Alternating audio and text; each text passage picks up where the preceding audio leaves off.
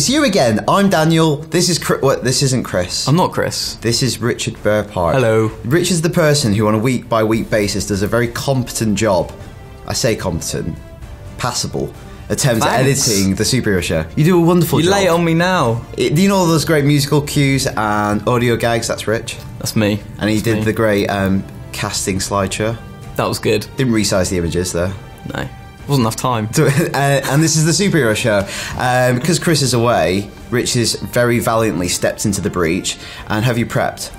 I have a bit of news. Okay, more than Chris does. Joking.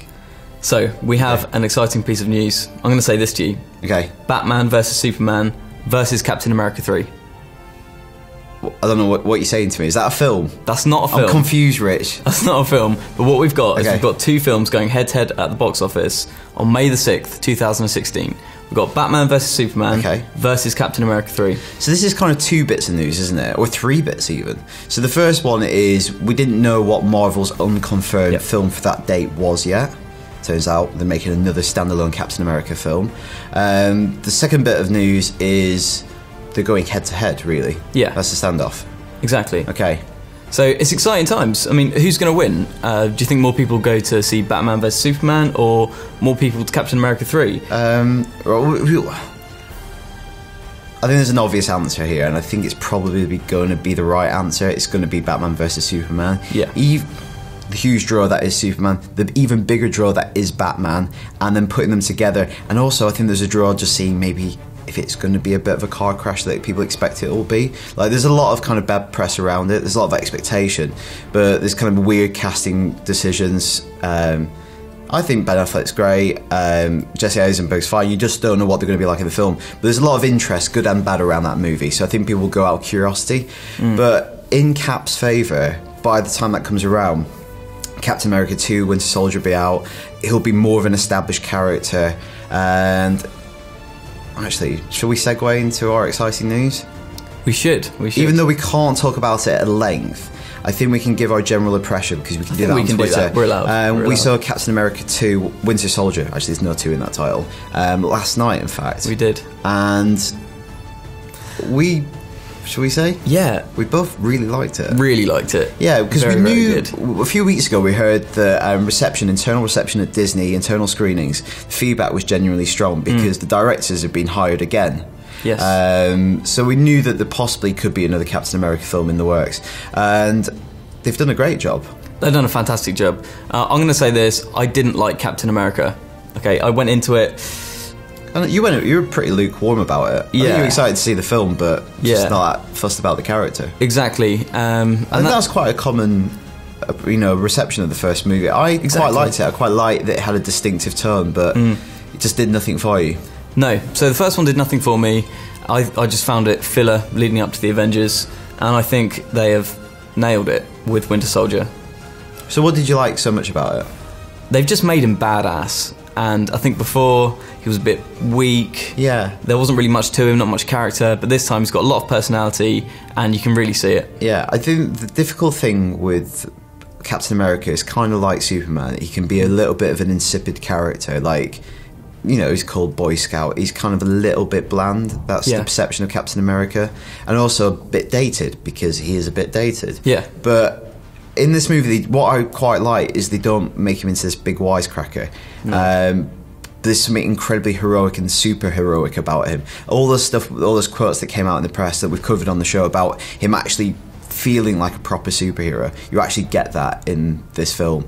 And the last thing I'll probably say on it, because I don't want to be spoiling it, is ahead of reviews, is the fight sequences. I think they're probably some of my favourite in any Marvel movie. The choreography for the hand-to-hand combat is out of this world.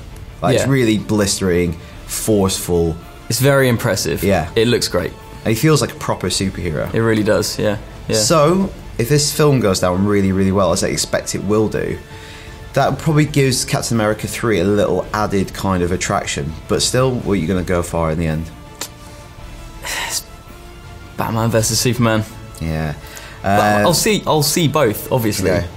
I'll of course go and see both, but Captain America 3, that's going to really hinge off the success of the Avengers 2. Yeah. So Right, so we'd love to know which you think would win at the box office, and also which you think might be the better film. How do people let us know, Rich? They can let us know at the ever timely email address of IGN_UKfeedback@IGN.com. I will change it, but maybe I won't, just so we can keep the running gag that no one cares about. So what we're going to do now is to go through a little bit of feedback. Now, we've got so much feedback in recent weeks, and I feel really bad that we haven't gone through it, so I think we might do a mailbag roundup one week. Yeah, we should. We do read it all, we really do, I promise you, and some people send in brilliant, considered, insightful emails, so they really deserve, I think, their own kind of breakout show. But 3 bits of feedback here refer back to last week's talking point, which was, will Marvel really ever have the balls to kill off Iron Man and leave him to be dead? The first bit of feedback comes from Simon Hughes. He thinks it would be a disaster for superhero movies, and particularly I think he's referring to the Marvel Cinematic Universe, is that if nobody ever stays dead. He thinks this is the biggest problem with comic books. And if everything is rewritten and rebooted for a new series, all it does is remove any real sense of jeopardy and threat from a storyline. I think this is something me and Chris picked up on last week. Yes, yeah. And I think things have to last. I think, particularly for Marvel, their biggest strength is having a shared continuity. That's why people keep going to see all these films, because they want the next bit in the jigsaw puzzle. Exactly. And if you start saying, oh, some of that can be rewritten, it kind of collapses in on itself. Next bit is from Matthew Key. Now, he sees 3 solutions. Now, I want to get your opinion on these. Okay. One, if Robert Downey Jr. he thinks is the best Tony Stark in his opinion, but he thinks Marvel can do one of 3 things. 1, recast Iron Man. Of course you can. Who would have thought Robert Downey Jr. would be good as Iron Man? Yeah, but you think he can be recast? Eventually. Not anytime soon, but I think eventually he can be recast. What's Ben Affleck going to do to Batman? He's going to ruin it, Rich. No, he's not. No. Well, I'm impartial. What? Very impartial. Anyway, secondly, they can write him off in the cinematic universe in a very creative way. In the comics, Tony Stark does leave the Avengers to join the Guardians of the Galaxy. Now, we have Guardians of the Galaxy on the horizon, possible talks of Guardians of the Galaxy 2. Maybe they just write him out that way. But I can't see... Maybe he goes off on his intergalactic travels? Maybe. See, I see Iron Man, he's a figure, isn't he? He's a figure for the human race, and even though he's a big personality as Tony Stark, there's always going to be an Iron Man in existence, because that's just technology. Yeah. So you're saying that even if the Tony Stark character... That's the big part. Through the Iron Man character, they've established Stark Industries as a major player in the Marvel Cinematic Universe. There's lots of these kind of factions at play in the Marvel Cinematic Universe now. We've got Stark Industries, you've got S.H.I.E.L.D., you've got Hydra, all kind of interweaving and vying for control. So I think you're right, that will live on after him if he disappears as a character. He'll still shape the world, War Machine's still around. Thirdly, is they kill him off, but they replace him with Rhodey, so War Machine, can step into the Avengers fold. Now this is something we've talked about in the past, that you get rid of one of your established characters, you still got 3 the bankable stars, you've got Captain America, you've got Thor, and then you plug in a new one. And obviously War Machine is probably the most palatable replacement, because it's very similar in powers to Iron Man. Exactly, and I think in Iron Man 3 they really developed that character. I think he's a very likeable character. I think Don Cheadle's a good... Yeah, he's brilliant. Yeah. But is he... But he's not... He's not Iron Man. He's just not Iron Man. He's not... Nobody's Iron Man. And that's the problem that they are going to face. I think they should get the kid from Iron Man 3 to be Iron Man. Well, later down the line. Not now, a little tiny suit. Yeah. Just in the helmet. Terrible idea, Rich. Terrible. That's why I'm not on the show. Thirdly, Harry's written in, I think this is a really interesting one, is I think Pepper Potts would do a really great job as a replacement with her rescue armour from Matt Fraction's comic. Now, you can actually play as Rescue in Marvel Lego Superheroes game, which is very cool. That's cool. This is a question that we've got quite a lot in the feedback, is when will we ever see this kind of standalone movie with a female protagonist, whether it's Wonder Woman, whether it's Black Widow, or now even Rescue. And I think that's a question we should actually deal with in a separate show, because I think it's a big one. It's worth addressing in great length. What do you think of that idea, though, Pepper? I can see it. Like, Scarlett Johansson is a major part of Captain America too. Yes, she is. And I almost think she's like joint top billing, really. It could be called the Captain America and Black Widow film.